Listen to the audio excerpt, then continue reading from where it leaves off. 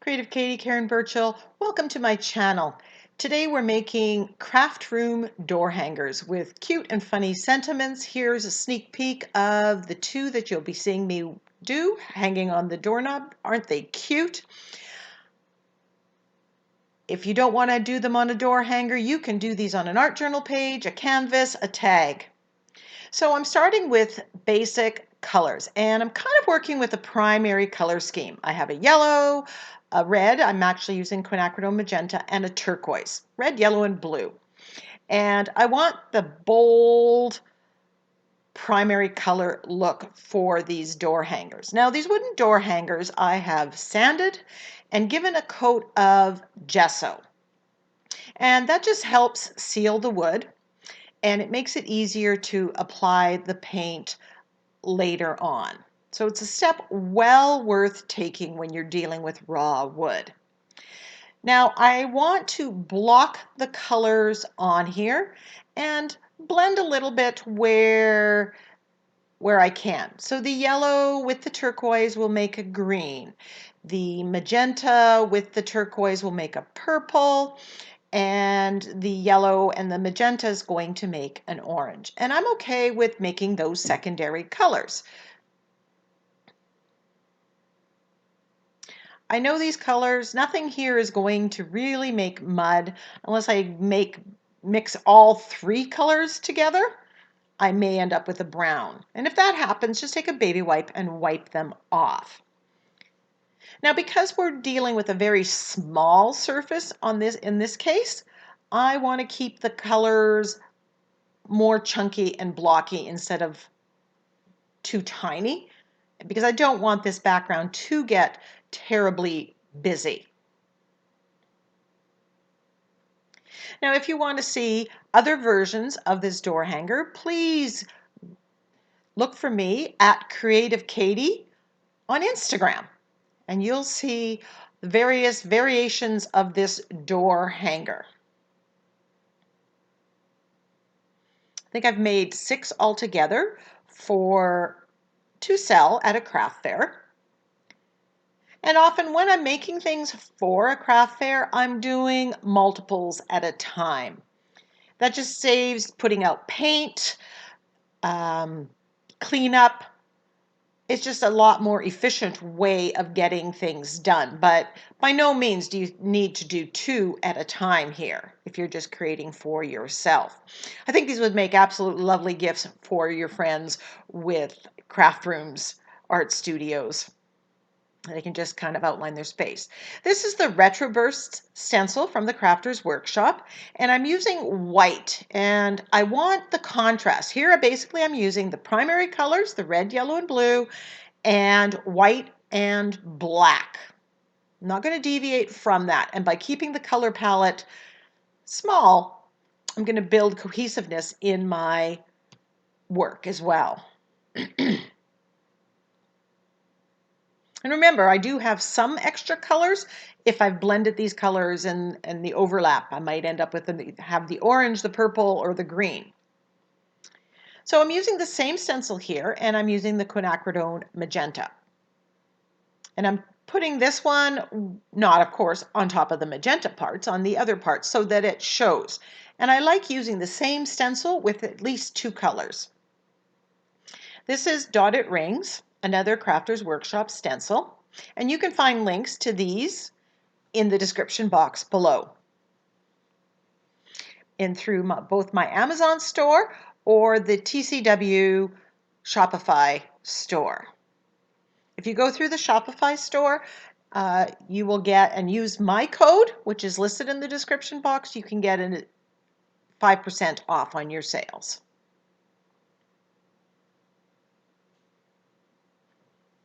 You make a mess, because it's acrylic paint underneath, you can always go back and clean it up with a baby wipe. I just wouldn't rub too hard, because while the paint may be dry, it's not completely cured. I love this Dotted Rings pattern.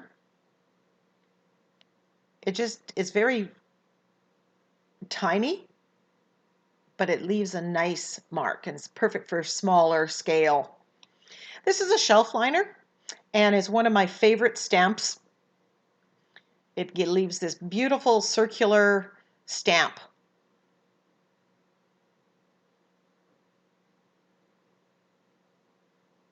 So I'm absolutely loving the look of this. It's bright, it's colorful, just perfect for a craft room.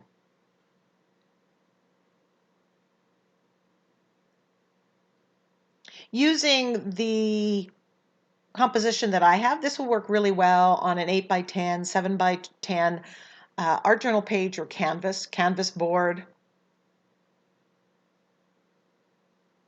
And if you don't have the Julie Nutting dolls that I use, you can just use magazine pictures.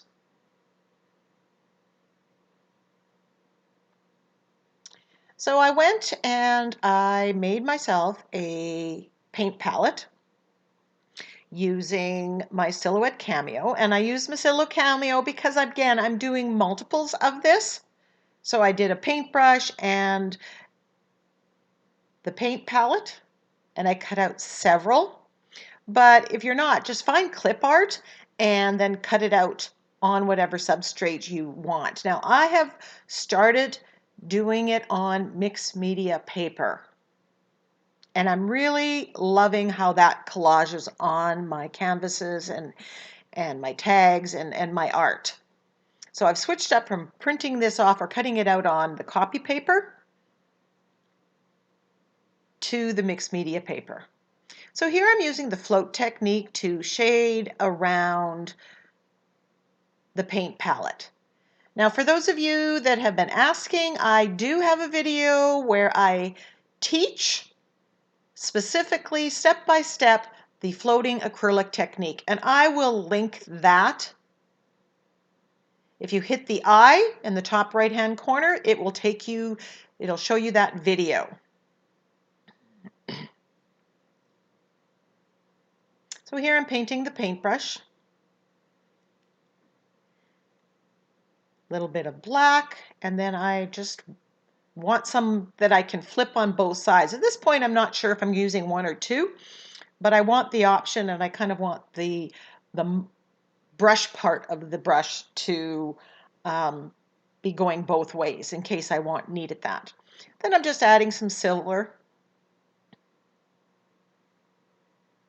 If you don't have silver, you can substitute gray or gold.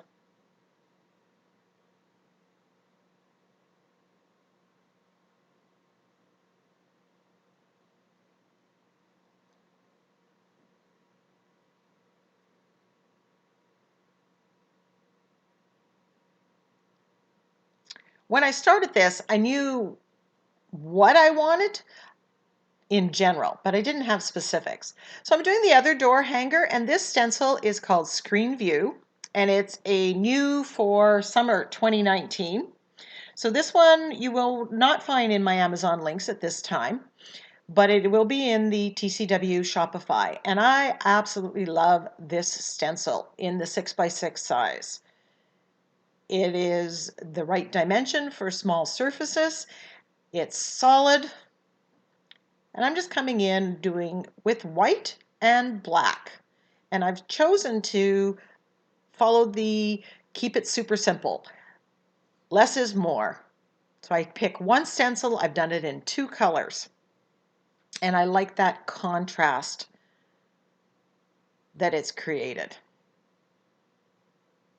When you're doing your backgrounds, you can pick any stencil that you have or motif off of the bigger stencil. I've done several of these, which you will be able to see on my Instagram, and some will be shown later on, just as a little bit of a preview. And I've used different stencils for all of them, and they all work. Just pick one or two stencils in one or two colors. Otherwise, it tends to get a little too busy.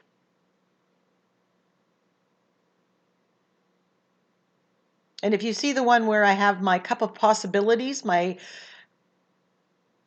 tea door hangers, I felt that those got a little bit too busy for the smaller substrate that I was working on. So So I'm absolutely loving these bright, colorful door hangers, and all they needed was a splatter of gold. And I just have gold paint that's been thinned down in that container. I'm doing a lot of splattering with gold on a lot of projects right now, so I have it at the ready. So I am absolutely thrilled with how it turned out. So I went and I collected a whole bunch of sentiments about the craft room. This one says, I wish crafting therapy was covered by health insurance. And I've compiled several pages of these and made a sentiment pack, which is now available for you to purchase. So if you want to create door hangers or tags, art journal pages, magnets with a craft room saying, you can contact me at creativekatie@gmail.com to purchase the digital sentiment pack craft room pack.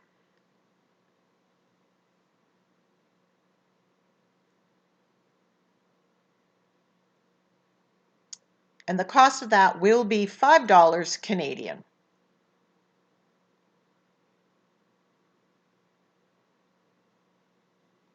The size of this is perfect for 5 by 7 up until, 8 by 10. But you can definitely put it on bigger substrates as well.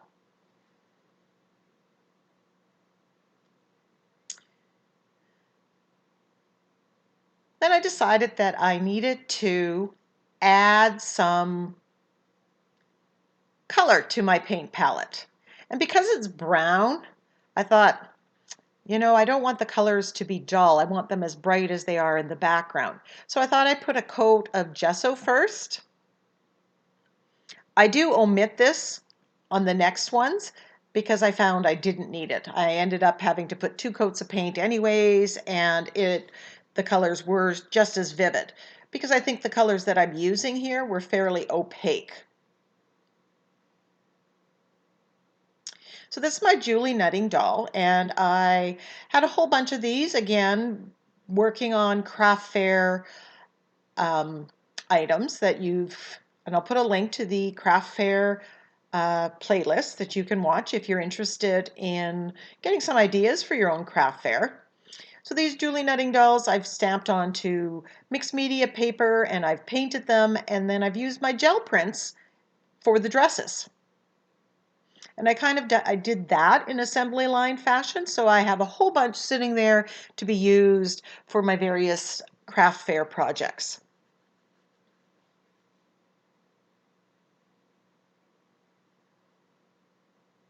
I found this a little piddly trying to get rid of all the white from the gesso.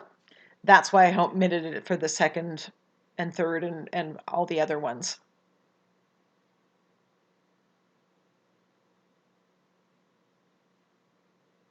And I'm putting the colors on the paint palette that coordinate with the colors that are in the background.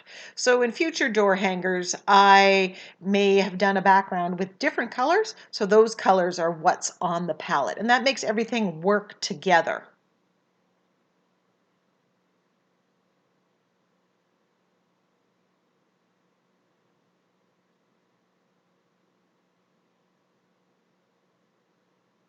And there I have some green that it mixed on the door hanger, and I just put that on the palette.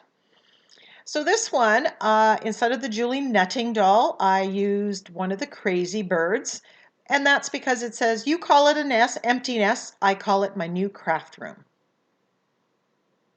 And I think that's so funny because so many people, the kids finally, they move out and you get to take over the bedroom, turns into your craft room or art studio.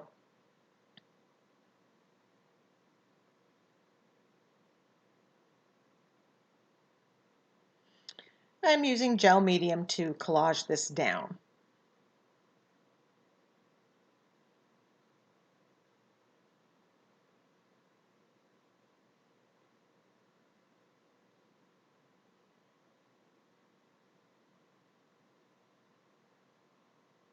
If you're doing this on a bigger substrate, canvas, you can definitely make the paint palette bigger.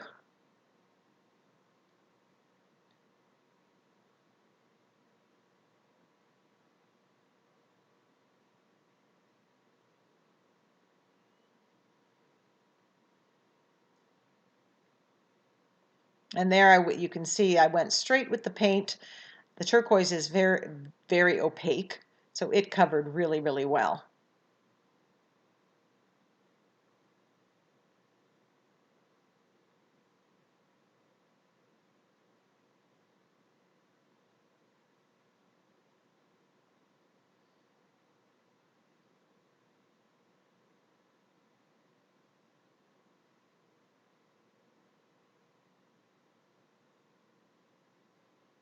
The yellow is a little bit more translucent, so it did take a couple coats to get complete coverage. Just let it dry and then come back and add a second layer.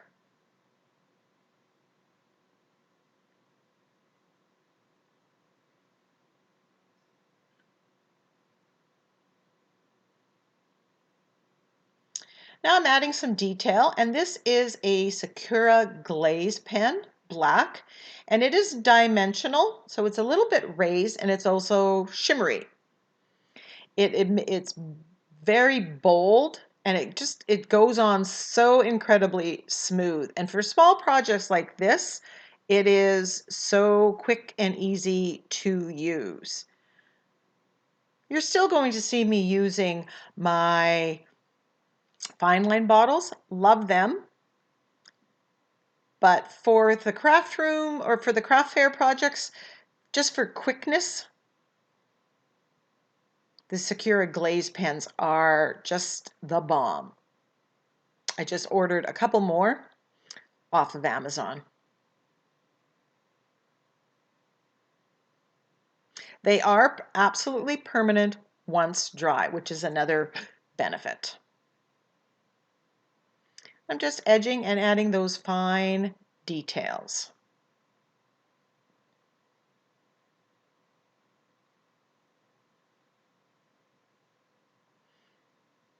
The Sakura glaze pens have no trouble going over dried acrylic paint, writing on top.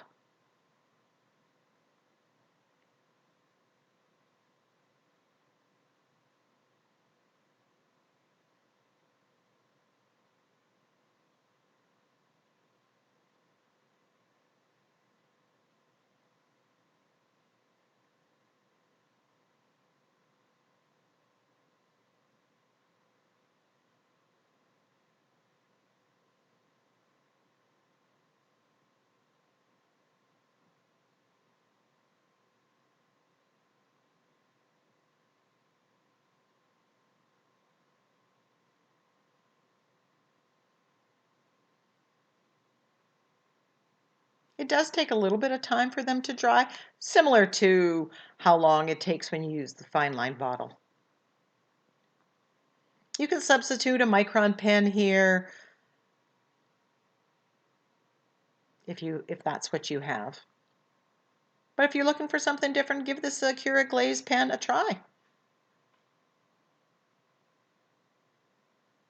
So there are the two finished ones, and I'm going to show you an alternative, a different way that I created the background for another door hanger. Gives a slightly different look, but similar, and that's just coming up right now. So I started with my door hanger, and I put a border of the green paint. And what I did here is I cut out of one of my gel prints. And I'm just gluing that on. Now I used my Silhouette Cameo. Again, I'm doing multiples of this, and I wanted a quick way of cutting it. So I played around and figured out my silhouette and how to get this done. But you can just trace it the size of the door hanger and then just cut a little bit shorter. And I've done that as well. And I would just use an X-Acto knife for cutting out the circular part. So again, here's my Julie Nutting doll, and this one says, if you walk a mile in my shoes, you'll end up at a craft store. And the girl had a pink dress, and you can't see, but there's a little bit of pink that was on that gel print, because you know how you get those grungy bits that just make the gel print. But I wanted to play up the pink a little bit more, so I thinned out some quinacridone magenta paint, and I'm just splattering that on. And that's just adding a little bit of that color to the background and making everything work together better. And sometimes that's just the connecting piece that you need to add. I believe I do come back in, oh yeah, there I am, splattering with my gold, because it all has to shimmer and shine. Now the back of these I've painted with black paint or black gesso. I wanted it clean and easy.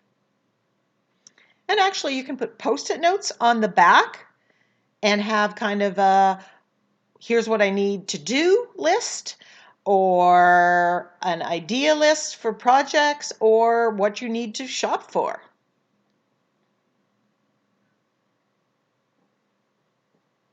So make this door hanger work for you. It can hang on a cupboard door,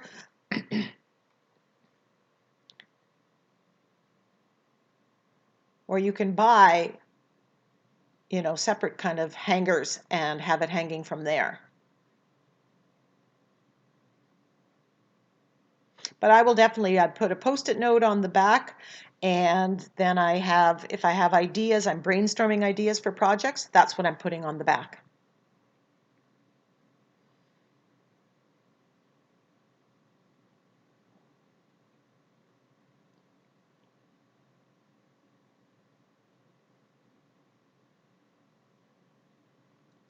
And here I am again with the Sakura Glaze pen, just adding just that little bit of outlining there. And you can see the difference that one little step makes.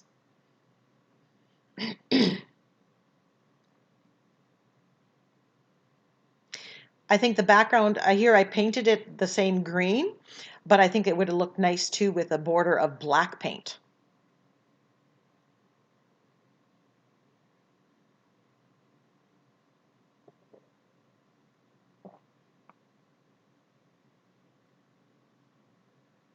Now there you can see the black paint that I put at the back. I did that first so I didn't get the black to the front, and then I'll just touch it up if any of the messes got in the back. Here I'm using the float technique again to just add some details and shading into the girl. And if you go to the video I set up that I teach the shading in, you will see I give you a way to practice this technique so that you can start using it on all your projects, because the floating acrylic technique is a wonderful technique and tool to have in your kit.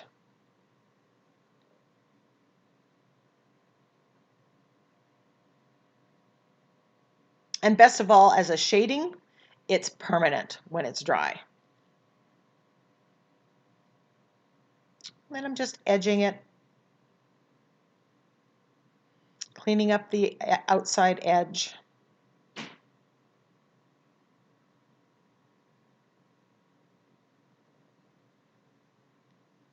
These door hangers, and in fact most of the art that you see me create on my channel, are available for sale. Just email me at creativekatie@gmail.com or find me in Karen Burchill Creations on Facebook.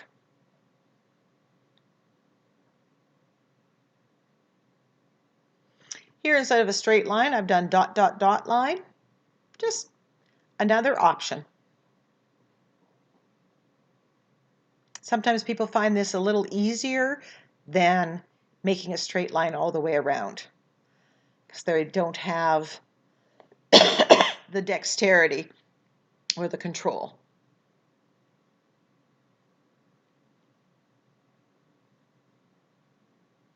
So thank you so much for joining me. Check out the close-ups of a variety of the door hangers. Follow me on Instagram at Creative Katie. Give me a thumbs up in this video. Leave a comment. Love to hear from you, and don't forget to share this with your creative friends. Bye for now.